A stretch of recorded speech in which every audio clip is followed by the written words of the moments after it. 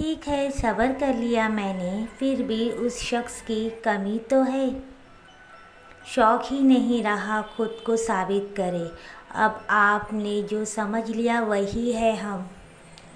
मैं तो हर रोज़ देखती हूँ आईने में तेरी जीत के खातिर हारा हुआ शख्स।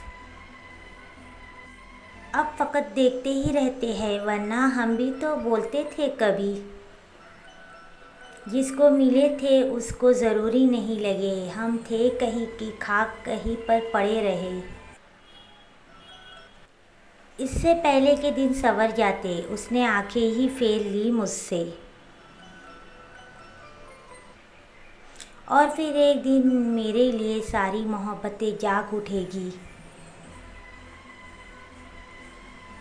कोई नहीं जान सकता कि मुस्कुराता हुआ शख्स अपने ही अंदर कितनी जंगें लड़ रहा होता।